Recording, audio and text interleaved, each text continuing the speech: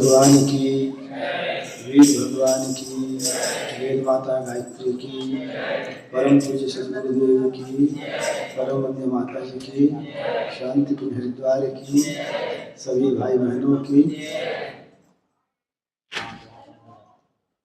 सभी भाई बहनों से विनम्र प्रार्थना है, कमर सीधी करके बैठ जाइए, दोनों हाथ गोदी में रख लीजिए, नेत्र बंद करिए। उगते हुए स्वर्णिम सविता देवता का ध्यान करिए, परमात्मा से प्रार्थना करिए, हे भगवान, आपने हम सबको मनुष्य का जीवन प्रदान किया है। इस जीवन का श्रेष्ठतम सदुपयोग करते हुए हम अपने जीवन लक्ष्य को प्राप्त कर सकें, इसके लिए हमें उपयुक्त शक्ति, मनोवृत्ति तथा प्रेरणा प्रदान करें। यही प्रार्थना करते हुए वेदों में वर्णित मूल मंत्र, बीज मंत्र, गुरु मंत्र, महामंत्र, गायत्री महामंत्र का गान समवेत स्वर में सभी भाई बहन हमारे साथ साथ करने कृपा करेंगे। एक बार गायत्री महामंत्र।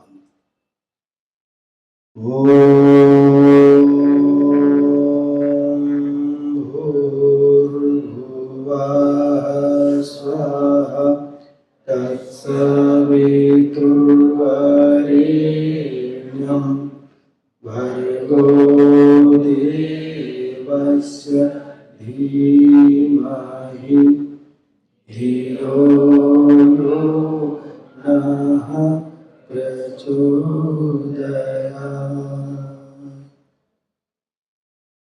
अज्ञानतिमिरान्धस्य ज्ञानाञ्जनशलाकया चक्षुरुन्मीलितं येन तस्मै श्रीगुरवे नमः।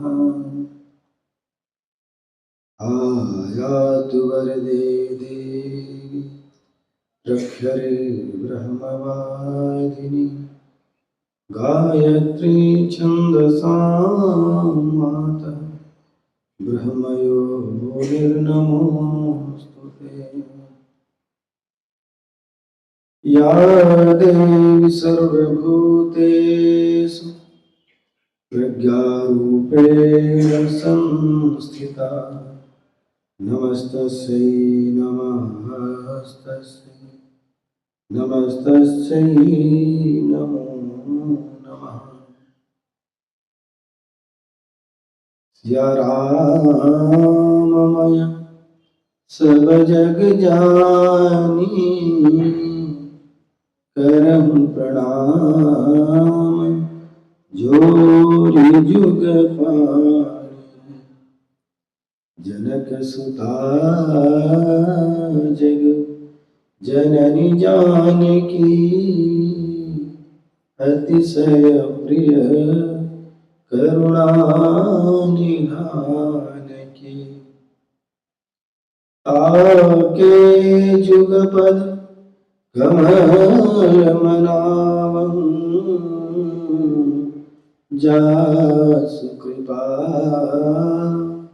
निर्मल मति पावहु।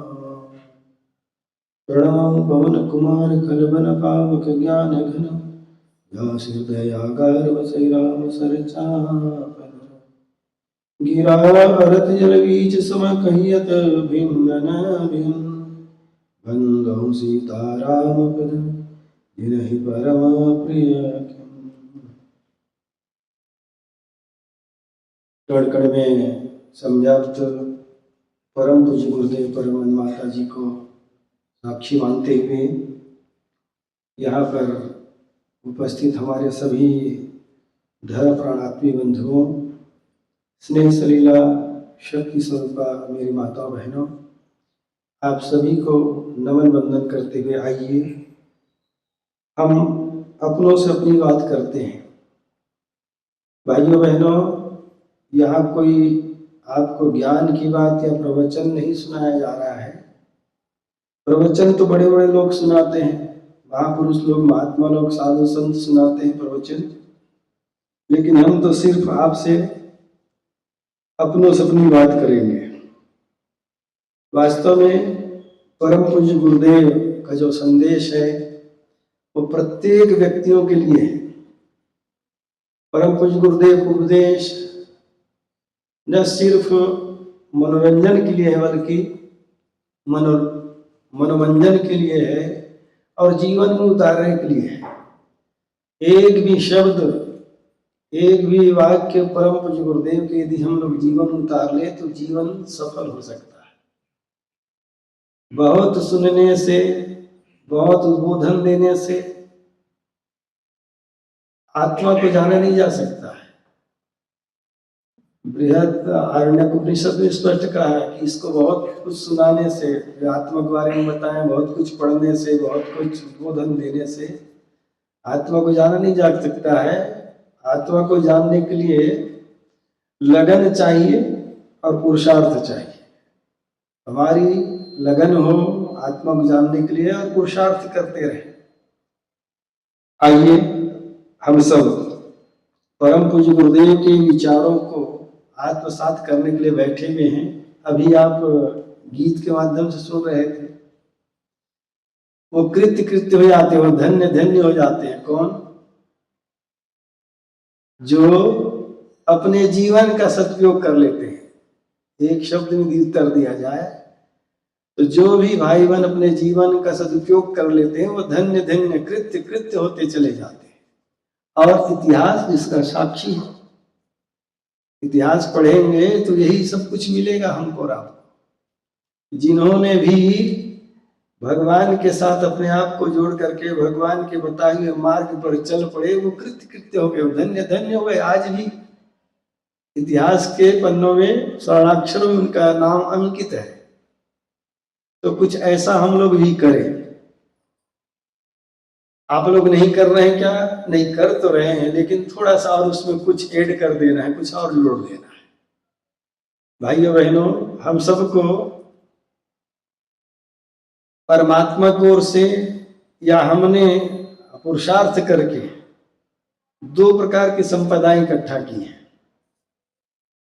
एक संपदा का नाम है जिसको कहते हैं प्रदत्त संपदा, और एक संपदा है जिसको कहते हैं अर्जित। ये दो ही प्रकार की संपदा है हमारे पास, प्रदत्त संपदा और अर्जित संपदा। प्रदत्त मतलब किसी के द्वारा दिया गया, अर्जित मतलब अपने पुरुषार्थ से उसको हमने प्राप्त किया है। अब विचार करते हैं, वैसे तो बहुत सारी संपदा है, लेकिन हम चार महत्वपूर्ण संपदा के बारे में बात करेंगे जिससे अपना जीवन क्रम चल रहा है। पहली संपदा है जिसका नाम है समय की संपदा। समय की ये जो संपदा है, ये कौन सी संपदा है? ये अर्जित है कि प्रदत्त है? प्रदत्त है। हम समय अर्जित नहीं कर सकते, तो दिया हुआ है किसी का। क्यों साहब? हम समय कहीं और कमा नहीं सकते हैं, परिश्रम करके समय में आपको मिलेगा और क्या नहीं। प्रदत्त संपदा है, भगवान के द्वारा, गॉड गिफ्टेड, परमात्मा ने दिया है समय। अगले पल का कोई भरोसा नहीं है, भगवान का दिया हुआ समय है भाई। ये है प्रदत्त संपदा। दूसरी संपदा जिसको हम कहते हैं अकल, ज्ञान की संपदा, अकल की संपदा। ये अकल, ये भी भगवान ने दी है, भगवान के द्वारा। और तीसरी संपदा है जिसको कहते हैं श्रम की संपदा। इतना सुंदर शरीर भगवान के द्वारा ही दिया गया है। तो भाइयों बहनों, ये तीन संपदा जो महत्वपूर्ण संपदा है। अब इन तीनों संपदा का सदुपयोग करके मनुष्य नाम का प्राणी, अन्य प्राणी की बात नहीं कर रहा, कौन? हम और आप।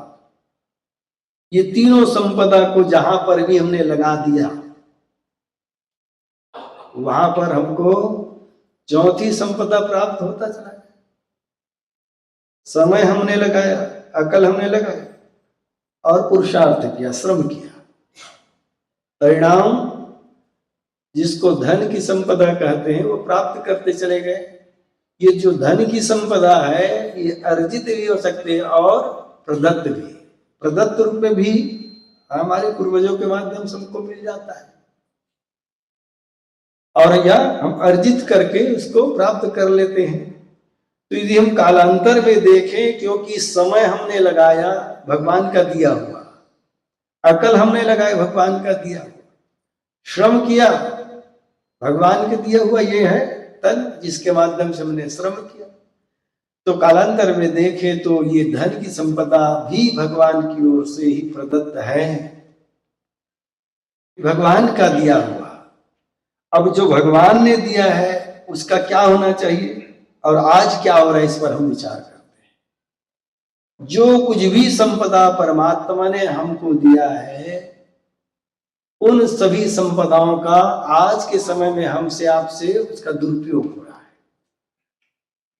विद्या विवादाय धनम मदाय शक्ति परेशान पर पीडनाय। विचार करके देखिए, भगवान ने हमको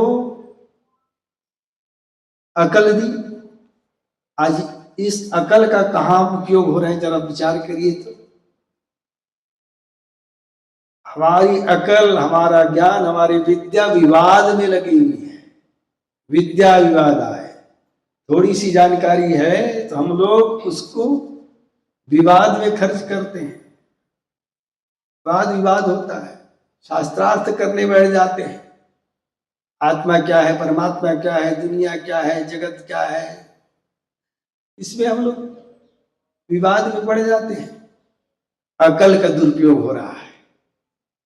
आज व्यक्ति कुतार्किक हो गया है, कुतर्क करता है व्यक्ति, अनावश्यक विवाद में लगा हुआ है व्यक्ति। तो विद्या विवाद है, विद्या हमारी विवाद में लगी हुई है। और धन, धनम मदाय, धन अहंकार के प्रदर्शन में लगा हुआ है, दिखावा में लगा हुआ है। आज धन का प्रदर्शन हो रहा है, अहंकार की पुष्टि में लगा हुआ है। और शारीरिक क्षमता, भगवान ने यदि हमको सबल बनाया है, ताकतवर बनाया है, तो हम क्या करते हैं, उसका भी हम लोग दुरुपयोग करते हैं। शक्ति परेशान पर पीडनाय, दूसरों को सताने में हमारी शक्ति लगी हुई है। होना क्या चाहिए था? खलस्य साधो विपरीत में तद ज्ञानाय दानाय च रक्षणाय। अकल को लगाइए, अन्य लोगों को प्रबुद्ध करने में, ज्ञान में उसको वृद्धि करिए, ज्ञान बांटने का काम करिए, ज्ञान का अर्जन करिए। धन है तो धन का सदुपयोग होना चाहिए, दान में, श्रेष्ठ कार्य में लगना चाहिए। और भगवान ने शारीरिक क्षमता दी है तो इसके माध्यम से सेवा का कार्य होना चाहिए। नहीं हो पा रहा है, भाइयों बहनों, परोपकार में जीवन लगना चाहिए। जब भगवान वेदव्यास जी ने 18 पुराण की रचना कर ली तो ऋषियों ने उनसे पूछा था, प्रभु बताइए इनके माध्यम से आप क्या कहना चाहते हैं? तो भगवान वेदव्यास जी ने स्पष्ट कहा, हे ऋषियों, मैं मनुष्यों को सिर्फ 2 बात बताना चाहता हूँ। 2 बात बताने के लिए आप इतने सारे ग्रंथों की रचना कर डाली? बोले हाँ, जरूरी था। तो 2 महत्वपूर्ण बात कौन सी है जो आप बताना चाहते हैं? अष्टादश पुराणेषु व्यासस्य वचनम द्वयम्। 2 ही वचन है। पहला क्या? परोपकाराय पुण्याय आपाय परिपीडनम्। परोपकार से बड़ा कोई पुण्य नहीं है, ये मनुष्य को बताना चाहता हूं। और दूसरों को पीड़ा पहुंचाने से बड़ा कोई कष्ट नहीं है, कोई पाप नहीं है। दूसरों को कष्ट पहुंचाने से बड़ा कोई पाप नहीं। तो मनुष्य को चाहिए कि इन पापों से बचे और पुण्य का अर्जन करे, अर्थात परोपकार में, सेवा में हमारा संपूर्ण जीवन नियोजित हो जाए, लग जाए। मनसा वाचा कर्मणा, किसी को हम कष्ट न पहुंचाए, ऐसा हमको प्रयास करना चाहिए। भाइयों बहनों, परोपकाराय दुहंति गावः, परोपकाराय फलन्ति वृक्षा, परोपकाराय वहन्ति नद्यः, और परोपकाराय इदं शरीरम। परोपकार के लिए हमारा आपका सबका जीवन परमात्मा ने दिया है। इसको परोपकार में हमको आपको लगाना चाहिए। आप लोग जब यहां आए, पूर्व संध्या में आपने संकल्प किया है, संकल्प लिया है ना सबने। उस संकल्प में एक बार आज पुनः याद करिए। कौन सा संकल्प लिए हैं? कल आपकी पूर्णाहुति हो जाएगी, ठीक है। यहाँ पर आप घड़ी का गोला लेंगे, यज्ञशाला में जाएंगे, मंत्र बोला जाएगा, ओम पूर्णमदः पूर्णमिदं पूर्णात् पूर्णमुदच्यते, अंतिम में स्वाहा बोला जाएगा। तो फिर आप सब आहुति दे देंगे और कहेंगे साहब हमारा अनुष्ठान पूरा हो गया है ना, और हो भी जाएगा। लेकिन एक निवेदन आपसे मैं कर दूं, मंत्र जब जो कर रहे हैं ना, उसकी पूर्णाहुति होगी। जो संकल्प किए हैं ना, उसकी पूर्णाहुति नहीं होगी। इसलिए इस भ्रम में आप लोग कोई भाई बहन मत रहिएगा कि हमारा तो साहब संकल्प पूरा हो गया, अनुष्ठान पूरा हो गया। मंत्र जब कर रहे हैं, जो इसमें बंधे हुए हैं, आप 30 माला रोज करना है, इससे आपको निवृत्ति मिल जाएगी।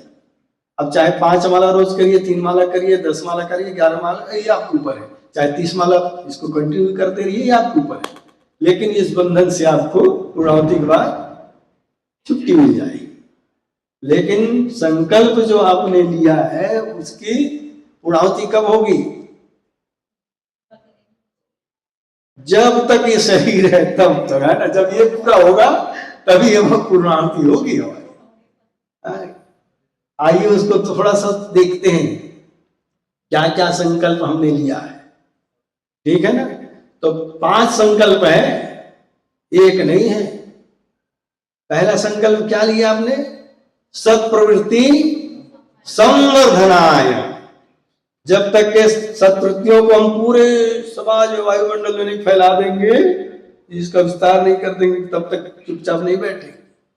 और दूसरा संकल्प दुष्प्रवृत्ति उन्मूलनाय, दुष्प्रवृत्तियों का उन्मूलन करेंगे, नष्ट करेंगे, समाप्त करेंगे समाज से। फिर अगला संकल्प है लोक कल्याण के लिए, तो उसके साथ ही आत्म कल्याण है, ठीक है ना। लोक कल्याण है, आत्म कल्याण। क्या करेंगे इसके लिए? और आगे वातावरण परिष्कराय, वातावरण को परिष्कृत करेंगे। फिर प्राणी मात्र के भविष्य उज्जवल बने, ये 5 संकल्प। इसके लिए क्या करेंगे? बोलिए। प्रबल पुरुषार्थम करिष्ये, है ना, प्रबल पुरुषार्थ करेंगे। लेकिन हे भगवान, हमारे पुरुषार्थ में कमी हो सकती है, हमारे अंदर हमारे सामर्थ्य में कमी हो सकती है। इसके लिए हम आपसे प्रार्थना करते हैं कि आप हमको शक्ति देना। और शक्ति के लिए हम ऐसे फ्री में शक्ति नहीं मांग रहे हैं, इसके लिए हम साधना कर रहे हैं, जप कर रहे हैं, अनुष्ठान कर रहे हैं। यही है ना संग। अब आइए एक एक को देखते हैं। सत्प्रवृत्ति संवर्धनाय, तो आप लोग रोज इसका पाठ करते होंगे। इसमें स्पष्ट लिखा है, संसार में सत्प्रवृत्तियों के पुण्य प्रसार के लिए, बोलते हैं ना, अपना समय, प्रभाव, ज्ञान, पुरुषार्थ एवं धन का एक अंश, एक दिन नहीं, एक महीना नहीं, बल्कि नियमित रूप से हमेशा निकालते रहेंगे। यही है ना। अब हम लोग बस यही काम करना है, यही करना है। लेकिन ये नहीं हो पा रहा है। जब हम लोग दीक्षा लिए परम पूज्य गुरुदेव के चरणों में आए तो भी कोई इसी प्रकार के 5 अनुबंध ही बताए गए हैं हमको और आपको। ये 5 अनुबंध का पालन करना है, लेकिन नहीं हो पाता है। आपसे निवेदन है, कभी कभी ऐसा अवसर, ऐसा सौभाग्य हमारे आपके जीवन में, मनुष्य के जीवन में आता है। वैसे तो यूं देखा जाए तो हमेशा भक्त भगवान को याद करता है। हमेशा जो भी भगवान के भक्त होंगे भगवान को स्मरण करता है, पूजा पाठ करता है, स्तुति करता है, भगवान को याद करता है। लेकिन इतिहास में कभी कभी ऐसा क्षण आता है जब भगवान भक्तों को याद करता है। साथ दे जाओ जरा, आवाज तुमको दे रहा हूं, भार उठवाओ जरा, आवाज तुमको दे रहा हूं। इस समय भगवान भक्तों को पुकार रहा है, मेरे प्यारे प्यारे भक्तों, आप आगे आओ और एक कार्य करो। एक बात और आपसे निवेदन कर दूं, भगवान क्यों पुकारता है हमको और आप? क्या भगवान उस काम को करने में असमर्थ है? नहीं नहीं, असमर्थ नहीं है, वो तो सर्वसमर्थ सत्ता का नाम है परमात्मा। सब कुछ कर सकने में समर्थ जो है वो है परमात्मा। लेकिन वो पुकारते क्यों हैं? अपने अनुचरों को, सहचरों को क्यों बुलाते हैं? बुलाते हैं भगवान, आओ भाई साथ हमारा दो। क्या करना चाहते हैं भगवान? परम पूज्य गुरुदेव ने प्रवचन में कहा था। प्रवचन में परम पूज्य गुरुदेव ने कहा, बोले बच्चों, भगवान क्यों आते हैं आप सबको मालूम है? बोले हाँ गुरुजी, हम सबको मालूम है। और क्या करते हैं भी मालूम है? बोले हाँ गुरुजी, हमको मालूम है। नहीं बेटा, आपको जितना मालूम उससे आगे की बात बताएंगे। और गुरुजी ने कहा, बेटा देखो, भगवान कब आते हैं? जब जब होई धर्म की हानि, बाढ़े असुर अधम अभिमानी, करे अनीति जाई नहीं बरनी, सीधे भी प्रधेन सुर धरनी, तब तब धरि प्रभु विविध शरीरा, और हरहि कृपा निधि सज्जन पीरा। धर्म की स्थापना के लिए, सज्जनों की रक्षा करने के लिए, दुर्जनों का अंत करने के लिए, अधर्म को मिटाने के लिए इस धरती पर भगवान आते हैं। लेकिन एक तीसरा काम भी भगवान करते हैं। तीसरा काम क्या करते हैं? 2 काम तो आप सबको मालूम है। परम पूज्य गुरुदेव ने कहा तो बेटा तीसरा काम भी भगवान करते हैं। और कौन सा काम? भगवान अपने भक्तों को अपने सिर पर बिठाने का काम करते हैं।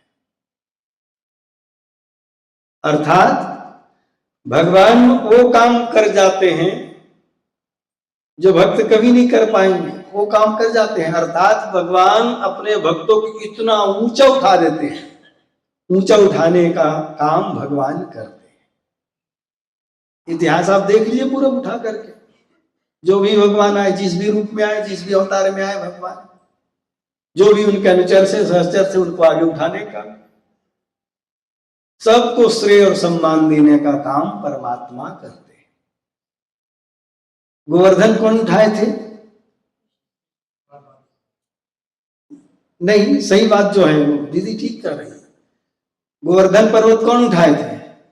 भगवान कृष्ण, और अपने एकदम चिल्ली उंगली से। लेकिन श्रेय किनको मिल गया?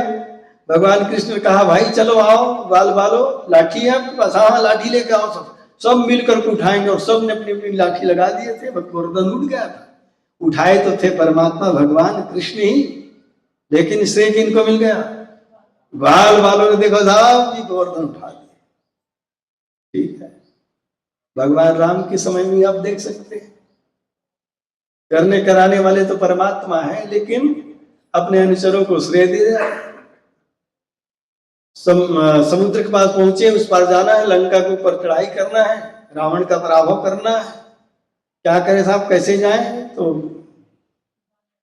हाँ, वानर सेना का 2 अभियंता थे, उनके माध्यम से पुल का निर्माण हुआ, सेतु का निर्माण हो गया था ना रामेश्वरम में। कौन ने बनाया था साहब? ये ऋषि वानरों ने बना दिया आपको। अच्छा विचार करिए, यदि त्रेता युग में बानर, बंदर और भालू मिल करके पुल का निर्माण कर सकते हैं, तो आज तो टेक्नोलॉजी इतनी विकसित हो गई। आज के समय में कोई बंदर अपने लिए घर बना के रहा, कोई ऋषि ने कोई बनाया हो, कोई, अरे वो तो समुद्र, चलो एक नदी एक नाले, छोटे से नाला की बात कर लो, उसमें कोई पुल बना हो। कहने का मतलब क्या है? एक ही कहने का तात्पर्य है कि करते कराते तो भगवान है, अपने अनुचरों को श्रेय और सम्मान दे जाते हैं। भगवान संकल्प ले लेते हैं कब? जब वो अवतार लेते हैं, उसी समय से उनका संकल्प हो जाता है। और आप सबको मालूम है, भगवान राम लक्ष्मण सीता मां वनवास के रास्ते में है, तो देखा कि हड्डियों का ढेर लगा हुआ है। ऋषियों जो पूछा भी, ऋषियों ने कहा प्रभु आप तो सब जान रहे हैं, अंतर्यामी है, फिर भी हमसे क्यों पूछ रहे? भगवान की करुणा जाग गई थी। भगवान ने कहा था निश्चरहीन करो मही भूज उठाए प्रण किन, सकल मुनि के आश्रम जाए जाए सुख दी। सबके आश्रम जाकर के सुख दूंगा, निश्चरों का अंत करूंगा। कि भगवान राम और लक्ष्मण जब थे अकेले, तब संकल्प हो गया था। न उस समय कोई वानर सेना थे, न ऋषि वानर, न भालू, न ये जामवंत, न नील नल, न अंगद, न हनुमान, कोई नहीं थे भाई। सब ये तो बाद में सब जुड़ते चले गए। तो भगवान सर्वसमर्थ है, भगवान का संकल्प भगवान स्वयं पूरा करते हैं, लेकिन श्रेय और सम्मान हम सबको दे जाते हैं, अपने अनुचरों को, सहचरों को दे जाते हैं। परम पूज्य गुरुदेव इस धरा को बचाने के लिए इस धरा पर अवतार लिए, जन्म लिए। और परम पूज्य गुरुदेव पहले ही संकल्प कर लिए थे। हमसे आपसे पूछ के संकल्प गुरुदेव ने नहीं किया है। इस दुनिया को बदलने का संकल्प परम पूज्य गुरुदेव अपने दम पर लिए हैं। इस दुनिया को बदल देंगे हम, धरती को स्वर्ग बनाएंगे, मनुष्य मात्र को देवता बनाएंगे। एक व्यक्ति आया गुरुदेव के पास, जिज्ञासु था, आकर के गुरुदेव से कहा गुरुदेव आप कहते हैं कि दुनिया को बदल देंगे, तो क्या ये संभव है? तो गुरुदेव बोले बेटा तुम तो पढ़े लिखे हो। बोले हाँ गुरुजी पढ़ा लिखा हो, डबल एमए हो। तो बोले बेटा कोई गांव का व्यक्ति आता अनपढ़ ना समझ, और वो ये प्रश्न करता कि युग निर्माण कैसे होगा, तो उनको मैं समझाता, लेकिन तुम तो बेटा पढ़े लिखे हो करके इस प्रकार के प्रश्न कर रहे हो, दुनिया कैसे बदलेगी? तो गुरुदेव ने उससे कहा बेटा एक बात बता दे, फिर मैं इसका उत्तर दूंगा। गुरुदेव ने कहा बेटा तुम पूछ रहे हो कि युग निर्माण कैसे होगा, संभव है क्या? तो बोले बेटा ये बात बता कि कल सूर्योदय होगा क्या? व्यक्ति ने कहा हाँ गुरुदेव होगा, कल सूर्योदय होगा। तो गुरुदेव ने जो प्रश्न किया, उस व्यक्ति ने कहा हाँ गुरुदेव होगा। तो गुरुदेव ने उनसे पूछा बेटा क्या तू दृष्टा है, क्या तू भविष्यवक्ता है, क्या तू नियंता है? नहीं नहीं गुरुजी हम ये कुछ नहीं है। तो आप ऐसे कैसे कह सकते हो कल सूर्योदय होगा? उस व्यक्ति ने कहा गुरुदेव हमारी आयु लगभग 55-56 के हैं, और जब से हम होश संभाले हैं तब सबसे लगभग 50 साल हो गए हमको देखते हुए। रोज का ये क्रम है, सुबह दोपहर शाम फिर रात, फिर उसके बाद सूर्योदय होता है, सुबह होता है। इसलिए हम विश्वास के साथ कह सकते हैं कि जो हम अब तक देखते आ रहे हैं तो कल सूर्योदय जरूर होगा गुरुदेव, इसलिए हम कह रहे हैं। तो गुरुदेव की आंखों में चमक आ गई। गुरुदेव ने कहा बेटा जिस प्रकार से कल का सूर्योदय दुनिया की कोई शक्ति रोक नहीं सकती, उसी प्रकार से युग निर्माण को दुनिया की कोई शक्ति रोक नहीं सकती। ये भगवान का संकल्प है, ये महाकाल का संकल्प है। बदलेगी बदलेगी निश्चय ही दुनिया बदलेगी, आज नहीं तो कल ये दुनिया बदलेगी। ये भगवान का संकल्प है भाइयों, ये तो बदलना ही है। अब हमको और आपको क्या करना है? युग निर्माण का काम, दुनिया को बदलने का काम मेरे भगवान करेंगे, उनका संकल्प है। अब हमको और आपको क्या करना है? बस इस संकल्प के साथ जुड़ जाना है। सवेरा जब होने वाला होता है, हम लोग जब छोटे छोटे थे तो बहुत दिनों तक के हम इसी भ्रम में जी रहे थे कि जब मुर्गा बोलेगा तब सुबह होगा, कुकड़ू जब मुर्गा बोलेगा तो सवेरा होगा। बहुत दिन तक हम ही सोचते थे कि मुर्गा बोलता है तभी सवेरा होता है। ये सही बात है क्या? नहीं, वही बात कह रहा हूं, मुर्गा जब बोलता है तभी सवेरा होता है क्या? हाँ भाइयों बहनों, मुर्गा बोलता है तब सवेरा नहीं होता है, बल्कि सवेरा जब होने वाला होता है तो मुर्गे को अंतः स्फूर्णा हो जाती है कि बोल बोल बोल, है? और वो फिर बोलना शुरू कर देता है। बात समझ रहे हैं? मुर्गा बोले चाहे ना बोले सवेरा तो होगा ही। उसी प्रकार मेरे भाइयों बहनों, हम चाहे बोले अथवा ना बोले, हम चाहे कुछ करें अथवा ना करें, भगवान का संकल्प युग निर्माण तो होगा ही। अब हमारा और आपका ये सौभाग्य कि ऐसे समय में हम थोड़ा बोलना शुरू कर दीजिए, थोड़ा कुछ कहना शुरू कर दीजिए, कुछ करना शुरू कर दीजिए। और मेरे भाइयों बहनों, एक निवेदन आपसे आओ, मुर्गा जब बोलता है, मुर्गे की बांग को सुन करके जो भी भाई बहन जाग जाते हैं, जो भी जाग जाता है वो घाटे में नहीं रहता। और कुछ लोग कहते हैं मुर्गा तो रोज बोलता रहता है, चलो भी चादर तान के अभी सोते हैं, अभी तो 4 ही बजा है, सोते हैं। कब तक सोएंगे? सवेरा होने वाला है, मुर्गा बांग लगा चुका है, 5 बजे तक सोएंगे, जागना पड़ेगा। नहीं साहब हम तो 7 बजे तक सोएंगे। उसके बाद जागना पड़ेगा। कहीं नहीं साहब अभी तो और सोएंगे, 8 बजे तक सोओगे। नहीं साहब और सोएंगे। कब तक सोते रहोगे? 10 बजे तक। अंततः जागना पड़ेगा। आप बाद में जागेंगे, जागना पड़ेगा, वो मजबूरी है। मुर्गे की बांग को सुन करके, मुर्गे की आवाज को सुन करके जाग जाएंगे तो भाइयों बहनों, हम और आप, हमारा नाम समझदारों में लिखा जाएगा। ये समझदार भाई बहन है, मुर्गे की बांग की आवाज सुन करके उठ के जाग गए। अन्यथा बाद में तो आपको, हमको, सबको जागना ही पड़ेगा। बाद में जागेंगे तो मजबूरी होगी, समझदारी नहीं। परम पूज्य गुरुदेव ने कहा, ये जो समय चल रहा है परिवर्तन का समय है। एक युग का समापन हो रहा है, दूसरे युग का आगमन हो रहा है, ये संधि बेला है।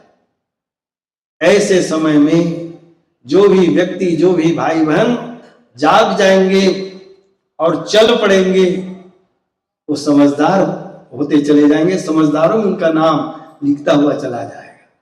तो भाइयों बहनों, हमको और आपको ये विचार करना है। गुरुदेव ने स्पष्ट कर दिया है कि युग निर्माण तो होकर रहेगा। हमको और आपको भगवान के संकल्प के साथ जुड़ जाना है। भगवान के साथ, भगवान के कार्य में अपने आप को जोड़ लेंगे, फिर क्या होगा? आज भैया कुछ भी काम हम करते हैं तो सबसे पहले लाभ सोचते हैं। कोई बिजनेस शुरू करते हैं, कोई भी काम, तो ये सोचते हैं कि इसमें हमको लाभ क्या मिलेगा। तो हम लोग भी भगवान के काम करने के लिए यहाँ पर बैठे हुए, सबसे पहले आपको लाभ के बारे में सोचना चाहिए, मिलेगा क्या हमको लाभ। और जब आपको लगे कि हाँ भाई इससे कुछ फायदा है, तब आपको ये काम करना चाहिए। लौकिक जीवन में जब छोटे छोटे काम को करने से पहले हम सोचते हैं कि इसमें लाभ क्या होगा, तो ये भी काम, जो भगवान का काम हम करना चाह रहे हैं, इसके बारे में पहले सोच लीजिए कि आपको लाभ क्या मिलेगा। और जब आपका अंतर्मन कहे हाँ साहब इसमें लाभ है, तब आप जुट पड़िए। और आपको यदि लग रहा हो नहीं साहब समय देंगे, अंशदान देंगे और इसमें काम करेंगे तो घाटा है, तो आपसे विनम्र प्रार्थना है आप मत करिए। मन में यदि कोई संशय है तो मत करिए इस काम को। लेकिन अब समझ लीजिए, भगवान का काम करेंगे तो लाभ क्या होगा। भाइयों बहनों, आज तक इतिहास साक्षी है, जो भी भाई बहन भगवान के कार्य के लिए निकले हैं उनको त्रिविध लाभ मिलता है। एक नहीं, एक लाभ नहीं मिलता है, 3 लाभ हमको और आपको प्राप्त होता है। पहला लाभ, भगवान के जो भी काम करते हैं उनको पहला लाभ होता है, जिस लाभ का नाम है आत्मसंतोष। आत्मसंतोष मिलता है भगवान के काम करने वाले। ये आत्मसंतोष क्या है, कहाँ मिल जाता है? कोई दुकान में नहीं मिलता है। वो आत्मसंतोष वो अनुभव जन्य चीज है, कोई वस्तु नहीं है। उसको हम और आप अनुभव कर सकते हैं, अनुभव की वस्तु है ये। आत्मसंतोष से ही इसका विपरीत होता है आत्म प्रताड़ना। ये दोनों एक दूसरे के विपरीत हैं। आप एक उदाहरण के माध्यम से इसको समझ सकते हैं कि आत्मसंतोष कैसा होता है। आप कहीं रास्ते में जा रहे हैं, कोई व्यक्ति तड़प रहा है, प्यासा है, ठीक है, आपके पास पानी है, आप उसको देख करके दूसरे तरफ मुंह करके निकल गए, ठीक है। थोड़ी देर आप आगे गए, उसके बाद एक अंदर से आवाज आई, उसको अनुभव करिए, ठीक है ना। और आपने दौड़ करके उसको पानी पिला दिया, पानी पिलाने के बाद भी एक अंदर से आवाज आई, उसको भी अनुभव करिए, ठीक है। अनुभव हो रहा है ना। पानी आपने पिलाया तड़पते हुए व्यक्तियों को, तो आपके अंदर से एक आवाज आएगी, वेल डन, शाबाश, बहुत अच्छा काम किया, ठीक है। यही है आत्मसंतोष। भगवान के काम करने वाले व्यक्ति को हमेशा आत्मसंतोष मिलता है कि हमने अपने जीवन को सार्थक किया, अपने समय को हमने सार्थक कर लिया, अपने धन को हमने सार्थक कर लिया। और यदि नहीं करेंगे तो पानी आपने नहीं पिलाया, कचोटता रहेगा, अंदर में एक आवाज, धिक्कार है, धिक्कार है, धिक्कार है। तो भाइयों बहनों, परमात्मा ने हमको और आपको मनुष्य का जीवन दिया। ये चार संपदाएं भगवान के द्वारा प्रदत्त है। अब इनका हमको और आपको सदुपयोग करना है। सदुपयोग करना है। क्षण भंगुर जीवन की कलिका कल प्रात को जाने, खिली न खिली मध्याचल की शीतल सुगंध समीर, कल प्रात को जाने चली न चली। कलिकाल कुठार लिए फिरता, तन नम्र से चोट झिली न झिली। कर ले हरि नाम हरि रसना, फिर अंत समय को हिली नहीं। तो भाइयों बहनों, ये जीवन मिला हुआ है, क्षण भंगुर है। पानी केरा बुदबुदा, असमानुष की जा, देखत ही छिप जात है जो तारे परवा। इसलिए अपने जीवन का सदुपयोग करिए, कभी गर्व ना कीजिए काल कहे करके, ना जाने कि तुम्हारी है कई घर कई पर। कि जीवन हमारा परमात्मा का दिया हुआ है। और मेरा बेटा तक्षर कहता है, पिताजी पापा, भगवान ने हमको 4 दिन का जीवन दिया है, 4 दिन की जिंदगी है ना। 4 दिन की जिंदगी में हम 3 दिन जी चुके हैं, सिर्फ एक ही दिन आपके हाथ में है। 3 दिन तो बीत गया है, आज ही है आपके जीवन में, कल का कोई भरोसा नहीं है। इसलिए मेरे भाइयों बहनों, आज के जीवन का सदुपयोग करना चाहिए। और इसी के लिए गुरुदेव ने जो आत्मबोध और तत्वबोध की साधना बताई है ना, बहुत बड़ी साधना ना कर सके तो ये साधना करिए, साधना करिए। उठते ही आत्मबोध की साधना करिए, मैं कौन हूं, क्यों इस धरती पर आया हूं, ये क्या करना चाहिए, चिंतन करिए। दिन भर की दिनचर्या बना लीजिए। आज का समय भगवान ने दिया है, तो आज हमको क्या क्या शुभ कर्म करना है, अच्छा काम करना है। शाम के समय जब सोने जाए तो पुनः एक बार याद कर लीजिए, देख लीजिए कोई गलती तो नहीं हो गई, और गलती हो गई हो तो कान पकड़ के भगवान से क्षमा याचना मांग लीजिए। हे भगवान, हमसे जाने अनजाने में गलती हो गई, कल का जीवन देंगे तो ये गलती आज जो हुई है कल नहीं करेंगे। ये 2 प्रकार की साधना कर लेंगे भाइयों बहनों, तो जीवन शानदार बनता चला जाएगा। अब जो कुछ भी हमको करना है, उसके लिए सबसे जरूरी जो चीज है वो है समय। बिना समय लगाए हुए हम कुछ भी नहीं कर सकते, चाहे वो जीवन साधना हो, चाहे व्यक्तिगत साधना हो, चाहे समाज की सेवा हो, चाहे कोई भी कार्य हो, अध्ययन हो, अध्यापन हो, जो भी कार्य करना है तो उसमें समय मस्ट है, समय जरूरी है। बिना समय दिए कुछ भी नहीं होता है। आप दुकान भी करते हैं, बिजनेस करते हैं, तो इसमें समय लगाना पड़ता है। समय जरूर आप लोग लगाएं। अब कैसे लगाना है, हम आपको ये नहीं कहेंगे सब आप भी घर बार छोड़ करके आ जाइए ना, आप जहां हैं वहीं रहिए, लेकिन वहीं पर भी आप समय का सदुपयोग कर सकते हैं। परम पूज्य गुरुदेव ने स्पष्ट निर्देश दिए हैं कि जो अभी हमसे जुड़ रहे हैं, बोले बेटा हमको धन दौलत नहीं चाहिए, बहुत आपका सोना चांदी नहीं चाहिए, जमीन जायदाद नहीं चाहिए। बोले बेटा 5 चीजें हैं, इनको जीवन में उतार लेना, ये 5 काम करना। दूसरी क्रम में गुरुदेव ने कहा है समय दान करना, और उसमें गुरुदेव ने कहा कि बेटा 2 घंटे का समय निकालना, और उसमें भी 1 घंटे आपको हमको सबको कहा कि अपने लिए निकालना, अपनी आत्मा के लिए निकालना, मन के लिए निकालना, साधना के लिए, उपासना के लिए निकालना। तो 1 घंटा फिजिकल बॉडी को मेंटल बॉडी ठीक करने में लगाइए, योग करिए, ध्यान करिए, प्राणायाम करिए, एक्सरसाइज करिए, दौड़ लगाइए, जो करना हो, शरीर को फिट रखिए, मन को स्वस्थ रखिए, ध्यान करिए, जप करिए। 1 घंटा का समय अपने शरीर और मन के लिए दीजिए, आत्मा के लिए दीजिए। 1 घंटा जो समय और बचेगा उसमें निकल पड़िए समाज की सेवा करने के लिए। एक दिन आपको ये पुस्तकें सब दिए होंगे ज्ञान यज्ञ के क्लास में, उन पुस्तकों को ले जाकर के घर में रखने के लिए नहीं दिया है। अभी जो भाई बहन नहीं लिए और जाके ले लीजिएगा, जाने से पहले आधे मूल्य में साहित्य मिलेगा। और नियमित रूप से आप ये मान करके चलिए कि 1 घंटा मुझे भगवान के लिए निकालना ही निकालना है। हर हाल में बहुत व्यस्त रहते तो भी मेरे भाइयों बहनों 1 घंटा प्रतिदिन भगवान के लिए निकालिए। क्या करेंगे इसमें? घर घर जाइए, ज्ञान यज्ञ को पहुंचाने का कार्य करें। ज्ञान यज्ञ की ज्योति जलाने हम घर घर में जाएंगे। घर घर जाने के लिए आपको समय लगाना पड़ेगा, तो 1 घंटे का समय। अगले वर्ष अभी जनवरी में ही एक कार्यक्रम है, परम माता जी और अखंड दीपक की जन्म शताब्दी हम लोग मनाने जा रहे हैं, 100 वर्ष पूर्ण होने जा रहा है। उसके लिए अभी से आप सब लोगों को निकलना पड़ेगा। ऐसे भाई बहन जो 2 महीना 3 महीने का समय दे सकते हैं, अभी से आप वो समयदान अपने यहाँ लिखा सकते हैं, समयदान कर सकते हैं, या क्षेत्र में आप जाकर के समयदान करें। तो प्रतिदिन परम पूज्य गुरुदेव वंदे माता जी के संदेशों को घर घर पहुंचाने का काम करिए। आप कहेंगे साहब 1 घंटे में कहां जाएं, तो बहुत दूर मत जाइए। 1 दिन में 1 घंटे का समय निकालेंगे, उसमें एक परिवार को पकड़िए, एक परिवार को ही पकड़िए, वहां पर आप पहुंचाइए, साहित्य मिशन के बारे में बताइए, युग निर्माण के बारे में बताइए, यज्ञ के बारे में, गायत्री माता के बारे में, परम पूज्य गुरुदेव के बारे में बताइए।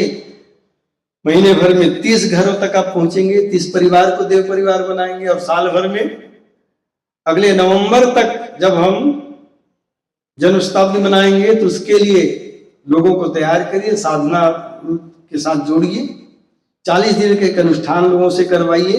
इस प्रकार से समयदान आपको देना है, घर घर जाना है, एक एक व्यक्तियों को पकड़ करके। इस प्रकार से आप बनाएंगे तो कम से कम साल भर में 365 परिवार का आप देव परिवार बना सकेंगे। लेकिन आपके लिए क्या और छूट दे दी गई है कि भाई 365 व्यक्ति आपसे जुड़े, आपके माध्यम से परिवार देव परिवार बने, ये तो जरूरी है। लेकिन इतना ना कर सके तो कम से कम आप जितने भाई बहन बैठे हैं 25 देव परिवार आप बना दीजिए। 25-25 देव परिवार आप बनाएंगे तो आपका काम हो गया, इस वर्ष का संकल्प हो गया। और वही आपकी श्रद्धांजलि होगी माता जी के चरणों में। आपकी श्रद्धांजलि क्या होगी कि आप अपने जैसे कम से कम 25 व्यक्ति तैयार कर दीजिए। 25 गुना विस्तार 1 वर्ष में हम लोग करेंगे, फिर अगले वर्ष का जो भी क्रम होगा। तो हम लोग वसंत पंचमी और बड़ा यहाँ पर एक कार्यक्रम होने जा रहा है, जिसमें हम सक्रिय परिजनों को बुला रहे हैं। जो भी आप यहाँ बैठे हुए सक्रिय परिजन, पहले से पंजीयन सब हो रहा है, ऐसे कोई व्यक्ति नहीं आएंगे कि सब हम भी उठे और आ गए यहाँ हरिद्वार में। पहले उसका विधिवत पंजीयन होगा और स्वीकृति मिलेगी, उन्हीं भाई बहनों को यहाँ पर प्रवेश दिया जाएगा। समयदान करने वाले भाई बहन है तो उनका अलग से बन रहा है समयदानियों का, और जो सक्रिय परिजन आएंगे उनका अलग से बन रहा है। तो निवेदन कर रहा था, आज का जो हमारा महत्वपूर्ण विषय है कि समयदान ही धर्म। इस समय हम सबका परम पुनीत कर्तव्य है कि अपने समय का सदुपयोग करें, भगवान इस समय हमसे समय दान मांग रहे हैं, समय का दान मांग रहे हैं। जिन्होंने भी अपने जीवन को अच्छा बनाने का प्रयास किया उनको समय लगाना पड़ा है। आज भगवान के साथ जुड़ करके हम अवतारी चेतना के साथ जुड़ करके अपने जीवन को धन्य बनाने जा रहे हैं। जिनसे आप जुड़ने जा रहे हैं वो कौन है? वो है महाकाल। महाकाल जो कालों के काल है, महाकाल है, वो हमसे थोड़ा काल मांग रहा है, थोड़ा समय मांग रहा है। वो समय का दान करें। आप हम सब भाई बहनों के पास पर्याप्त समय है, 24 घंटे का समय, उसमें से भाइयों बहनों 1 घंटा प्रतिदिन हमको नियमित रूप से निकालते रहना है। जब तक समयदान हम नहीं करेंगे तब तक के संसार में संस्कृतियों का विस्तार नहीं हो सकता। 5 अनुबंध गुरुदेव बताए थे, उसको करना पड़ेगा। रोज उपासना करिए, 3 माला कम से कम गायत्री मंत्र का जप करिए। जीवन के एक बुराई गुरु के चरणों में छोड़िए। दूसरा अनुबंध। तीसरा, परम पूज्य गुरुदेव ने कहा बेटा हमसे रोज वार्तालाप करते रहना, रोज हमसे बातचीत करते रहना। उसके लिए परम पूज्य गुरुदेव के साहित्य का स्वाध्याय करिए। चौथा अनुबंध, 1 घंटे का समय रोज नियमित रूप से निकालते रहें। और 5वां अनुबंध है, आप 1 अंश 29 दिन की कमाई में अपना गुजर बसर करिए। 1 दिन की कमाई भगवान के लिए, समाज के लिए, राष्ट्र के लिए, युग निर्माण के लिए निकालते रहिए। ये 5 अनुबंध है, इसको हमको और आपको करना है। भाइयों बहनों, ये जो समय मिला हुआ है हमको और आपको परमात्मा के द्वारा दिया गया, इसका सदुपयोग हमको और आपको करना चाहिए। अन्यथा बाद में पछतावा रह जाएगा। हम इतिहास जब पढ़ते हैं तो सोचते हैं कि काश उस समय हम भी होते। स्वतंत्रता संग्राम का आंदोलन चल रहा था, जिन्होंने भी समय को पहचाना, समय को पहचान करके जो भी चल पड़े वो आज इतिहास में अमर हो गए। उनको पेंशन मिलती है, उनका सम्मान होता है, समाज में नाम लिया जाता है, वो अमर हो गए। एक घटना है, एक जुलूस निकल रहे थे राष्ट्र को, देश को आजाद करने के लिए। अंग्रेजों भारत छोड़ो आंदोलन चल रहा था। 2 व्यक्ति एक उसके चाट पकोड़े के ठेले में खड़े होकर के पकोड़े खा रहे थे, भजिए। उधर से जब निकले लोगों ने कहा भाई वहां का आ जाओ, तो कागज में ही उसको लपेट करके पकोड़े को जेब में रख लिया और वो भी चल पड़े। इनकलाब जिंदाबाद, अंग्रेजों भारत छोड़ो, सबको जेल के अंदर डाल दिया गया, सब चले गए। उस संस्मरण में लिखा हुआ है, जब बाहर जब निकले और जब हमारा राष्ट्र आजाद हो गया तो कहा भाई कौन कौन है स्वतंत्रता संग्राम सेनानी, तो उनका भी नाम लिखा गया। उन्होंने अपने संस्मरण में लिखा है, उनसे पूछा गया कि आपने देश के लिए क्या किया? बोले कुछ नहीं साहब, हम तो पकोड़े खा रहे थे। वहां लोगों ने कहा हम भी चल पड़े, हम भी अंदर हो गए थे 4 घंटे के लिए। ये समय की बात कर रहे हैं आप, समय की बात कर रहे हैं। इस समय भगवान ने हमको, हमारा और आपका समय दान मांगा है। इसके बाद 2026 में जब हम जन्म शताब्दी मना लेंगे, तब तक हम देखेंगे वास्तव में अपनी इन्हीं चर्म चक्षुओं से किस प्रकार से युग निर्माण, पूरे समाज का निर्माण किस प्रकार से होता हुआ चला जा रहा है। गुरुदेव ने स्पष्ट एक बात कही थी, बोले बेटा, किसी ने जब जिज्ञासा प्रकट की, बोले गुरुदेव युग निर्माण कब होगा, कब होगा, कब देखेंगे हम? तो गुरुदेव मुस्कुराए, बोले बेटा युग निर्माण तो हो चुका है। अंतरिक्ष में हमने युग का निर्माण कर दिया है। गायत्री को हमने हवा में घोल दिया है, सूर्य के प्रकाश में घोल दिया। जो भी सूर्य का प्रकाश लेगा, जो भी हवा लेगा, ऑक्सीजन लेगा, सबके अंदर हम गायत्री मंत्र को घोल दिए हैं।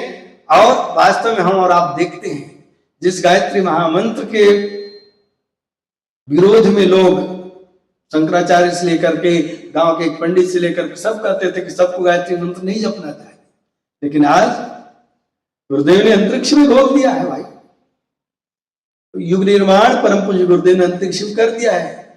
और गुरुदेव ने कहा था, जिस प्रकार से बेटा ये व्यामोह में अर्जुन भी फंस गया था, सोच रहा था कि गांडी उठा करके मैं युद्ध करूंगा, बाण चलाऊंगा, तब जाकर महाभारत होगा। भगवान कृष्ण ने कहा, अर्जुन तुम इस मुंह में मत पड़ो कि तुम करोगे तभी होगा, और इस आंखों से नहीं देख सकते हो, मैं प्रज्ञा चक्षु देता हूं, उसके बाद देखो। और फिर अर्जुन ने दर्शन किया था, आप सबको मालूम है। महाभारत तो हो चुका है। उसी प्रकार मेरे भाइयों बहनों, परम पूज्य गुरुदेव ने कहा है कि बोले बेटा, युग निर्माण तो अंतरिक्ष में हो चुका है, सिर्फ आपको हमको, जिस प्रकार अर्जुन से कहा निमित्त मात्र भव सव्यसाची, निमित्त मात्र बन जाओ, उसी प्रकार हमको और आपको सिर्फ निमित्त मात्र बनना है। झोला पुस्तकालय लेकर के गांव गांव जाए, डगर डगर जाए, परम वंदनीय माता जी का जन्म शताब्दी है, उसका संदेश लेकर के, बाकी भाइयों बहनों युग निर्माण हो चुका है, वो क्रम आप हम सबको इन्हीं चर्म चक्षु से अगले दिनों देखने को मिलेगा। 2026 के बाद स्पष्ट परिलक्षित होता हुआ चला जाएगा। और वैसे भी यदि हम देखें तो समाज में बहुत परिवर्तन हो गया है, बहुत परिवर्तन हो गया। कभी गुरुदेव ने भविष्यवाणी किए थे कि एक भाषा होगी, एक राष्ट्र होगा, एक ही धर्म होगा, वो परिलक्षित हो रहा है। क्यों साहब? वो परिलक्षित होने लगा है, एक भाषा हो गई है। आज विज्ञान ने इतनी प्रगति कर ली है, चाहे हम कोई भी भाषा में बोलिए, आप जो समझते हैं अपनी भाषा में उसको आप सुन सकते हैं, समझ सकते हैं। क्यों साहब? कुछ भी हो, यहीं पर हम हिंदी बोल रहे हैं, इंग्लिश वाले उसको इंग्लिश करके सुना देंगे, जापानी में कोई उसको सुना देगा, कोई रसिया को रसियन में सुना देगा। हुआ कि नहीं? एक भाषा, एक ही भाषा, एक राष्ट्र, विश्व राष्ट्र बनने जा रहा है। और मेरे भाइयों बहनों, ये गुरुदेव का जो संकल्प है पूरा होने जा रहा है। हमको और आपको बस गुरुदेव के इन दिव्य आश्वासनों को ध्यान में रखते हुए आगे बढ़ना है। ये जो दो पुस्तकें हैं, पत्रक है, इसका रोज आपको स्वाध्याय करना चाहिए, एक बार अध्ययन करना चाहिए, पढ़ना चाहिए। और सत्संकल्प पाठ के लिए तो ये यहाँ तक कहा गया है कि आप सबको जहां जहां भी दफ्तर है, ऑफिस है, कार्यालय है, मंदिर है, वहां पर इसकी स्थापना हो और एक बार जरूर अपने ऑफिस में काम प्रारंभ करने से पूर्व सब लोग बैठ करके एक बार इसका पाठ करें, सस्वर पाठ। और ये अभियान के रूप में चलना चाहिए। कई जगहों में प्रारंभ हो चुका है, एक लगभग 1 साल से क्रम शुरू हुआ है। तो आपसे भी निवेदन है, यहाँ से कुछ आप पत्रक ले जाइएगा, अपने इष्ट मित्रों के पास बांटिए और उनको बताइएगा भाई थोड़ा समय निकाल करके इसको पढ़िए। आने वाला जो समय होगा उसका संविधान लिखा गया है, नवयुग का संविधान। आने वाला समय जो होगा उसका संविधान यही होगा। 18 सूत्र इसमें हैं। इन सूत्रों के अनुसार से हमको और आपको सबको चलना पड़ेगा, समाज को चलना पड़ेगा, और इसके बिना कोई गुजारा नहीं है। और भाइयों बहनों, इसको आप देखेंगे, ये सत्संकल्प के जो पाठ है किसी धर्म संप्रदाय के लिए नहीं है, प्रत्येक व्यक्तियों के लिए गुरुदेव ने लिखा है। धर्म संप्रदाय, वर्ग, क्षेत्र, भाषा, प्रांत आदि से ऊपर उठ करके गुरुदेव की देखो दृष्टि, गुरुदेव ने जो लिखा है हर व्यक्ति, हर संप्रदाय, हर धर्म के व्यक्तियों के लिए है। इसका जरूर हर जगह बड़े बैनर भी बना हुआ है, इसको आप लगा सकते हैं मंदिरों में। इसका भी एक अभियान चलाइए। ये काम करना है तो इसके लिए भी आपको समय चाहिए। बिना समय लगाए आप नहीं जा सकते, जाएंगे तो समय चाहिए ही। तो समय का दान बहुत महत्वपूर्ण है। पूरे क्षेत्र में 1 साल का समय है, जिसमें घर घर में युग निर्माण का सत्संकल्प का ये पाठ पहुंच जाना चाहिए हर घरों में, और वहां पर लोगों को बताइए। और विशुद्ध रूप से ये हमारे लिए, गायत्री परिजनों के लिए गुरुदेव लिख गए, इसको जरूर आप पढ़िए। यहाँ पर गुरुदेव एक स्थान पर लिखते हैं, काम क्या करना होगा, काम कैसे पूरा होगा, गुरुदेव लिखे हुए। काम कैसे पूरा होगा इसकी चिंता आप मत करिए, साधन कहां से आएंगे इसकी चिंता आप मत करिए। जिन्होंने संकल्प लिया है, किया है, वो सब साधन भी जुटाएंगे, स्पष्ट लिखा हुआ है इसमें। आपको करना क्या है, गुरुदेव स्पष्ट लिखते हैं, बोले बेटा एक ही काम हमको और आपको करना है। जिस श्रद्धा को लेकर के, जिस समर्पण को लेकर के हम परम पूज्य गुरुदेव से जुड़े हैं, आए हैं, उस श्रद्धा में, उस समर्पण में राय रत्ती भी कमी नहीं पड़े। रोज इसका हम लोग चिंतन करते रहे। ये करते रहेंगे तो निश्चित रूप से गुरुदेव जो चाहते हो होता हुआ चला जाएगा। बिल्कुल साधन की चिंता न करें, वो जुटा लेंगे। हमको तो बस चल पड़ना है। भाइयों बहनों, ये महत्वपूर्ण समय चल रहा है, परिवर्तन का समय है।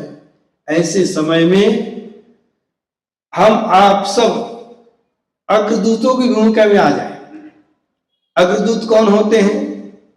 अग्रदूत सिर्फ रास्ता नहीं दिखाते हैं, बल्कि रास्ता भी बनाते हैं। तो हमको और आपको अग्रदूतों की भूमिका में आगे आना है, रास्ता बनाते हुए आगे बढ़ना है, लोगों को चलाते चलना है। इतिहास में हम जब देखते हैं तो गुरुदेव ने स्पष्ट कहा था, बोले बेटा इतिहास अधिकांश लोग हम सब आप सब पढ़ते हैं, इतिहास सब पढ़ा करते हैं, लेकिन उनमें से कुछ ऐसे व्यक्ति होते हैं जो इतिहास पढ़ते नहीं है बल्कि इतिहास लिखते हैं। इतिहास लिखने का काम सब नहीं करते हैं, पढ़ने का काम तो सब करते हैं।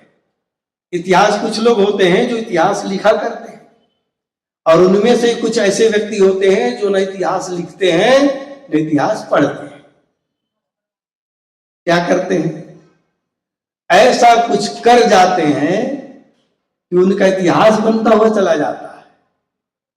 भाइयों बहनों, हम और आप जो बैठे हुए हैं यहाँ पर परम पूज्य गुरुदेव से जुड़े हुए हैं, स्पष्ट रूप से आप हम सबको ये विश्वास करना चाहिए। गुरुदेव ने ये बात कही थी, बोले बेटा आप लोग सब इतिहास पढ़ने वाले नहीं हैं, नहीं आप लोग इतिहास लिखने वाले हैं, बल्कि ऐसा कुछ कर गुजरेंगे कि आने वाली पीढ़ी आपका इतिहास लिखेगी और उसके बाद वाली पीढ़ी इतिहास पढ़ेगी।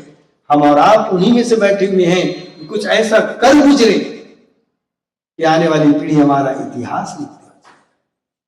तो बस यही निवेदन है आप सब भाई बहनों से कि हम लोग सब ऐसा कुछ छोटा सा संकल्प ले लें, उसको करते हुए चले जाए। 1 घंटे का समय जो बहुत कम है, वैसे तो 1 घंटा कोई भी भाई बहन निकाल सकते हैं, कोई भी भाई बहन निकाल सकते हैं। और कहेंगे नहीं साहब रोज हम नहीं निकाल पाते हैं, तो सप्ताह में 1 दिन का पूरा समय निकाल लीजिए। छुट्टी का दिन है, उस दिन पूरा लग जाइए भगवान के काम, वो भी संभव हो जाएगा। आप कहेंगे नहीं साहब अब ये भी नहीं कर पाएंगे, रोज रोज कैसे निकाले, 1 दिन कैसे निकाले, तो चलिए ठीक है कोई बात नहीं, साल में 3 महीने का समय निकाल लीजिए, लगातार 3 महीने के। तो कुछ भाई बहन ऐसे भी होंगे जो कहेंगे साहब समय तो बिल्कुल ही मेरे पास नहीं है। तो ऐसे लोगों के लिए भी परम पूज्य गुरुदेव ने कहा बेटा समय नहीं है, बहुत व्यस्त रहते हैं, तो ऐसा करो बेटा कोई व्यक्ति जो समय दे रहे हैं उनकी व्यवस्था बना दीजिए, ये भी आपका समयदान हो जाएगा। अर्थात कोई अपना जीवन लगा दिए हैं मिशन के लिए, समर्पित हो गए हैं, आयु का उनके पास नहीं है, अब लग गए भगवान की सेवा में, तो उनके लिए बेटा भरण पोषण की आप व्यवस्था बना दीजिए। भगवान ने आपको अर्थ दिया है, धन दिया है, तो आप कर दीजिए, वो भी बहुत बड़ा काम हो जाएगा, बहुत बड़ा पुण्य हो जाएगा। तो कहने का तात्पर्य यह है कि अपने समय, ज्ञान, पुरुषार्थ, साधन का एक अंश नियमित रूप से लगाते चलिए, नियमित रूप से लगाते चलिए, तो इसी से युग निर्माण होता चला जाएगा। मेरे भाइयों बहनों, बस आपसे ज्यादा कुछ कहने का आवश्यकता नहीं है, समझदार की इशारा काफी है। एक संकल्प हम लोग ले लें, और संकल्प कभी अधूरे नहीं होते। एक बात ध्यान रखिएगा, जो भी हम संकल्प करते हैं संकल्प पूरा हो जाता है, और पूरा कराने के लिए ऋषि आ जाते हैं, भगवान आ जाते हैं, भगवान की शक्ति जुड़ जाती है। महत्वाकांक्षा आज तक की किसी की पूरी नहीं हुई है। हम लोग महत्वाकांक्षी ना बने। महत्वाकांक्षा रावण ने भी देखी थी, समुद्र जल को मैं मीठा कर दूं, स्वर्ग तक सीढ़ी लगा दूं और सोने में सुगंध पैदा कर दूं। वो महत्वाकांक्षी योजना थी, इसलिए पूरी नहीं हुई।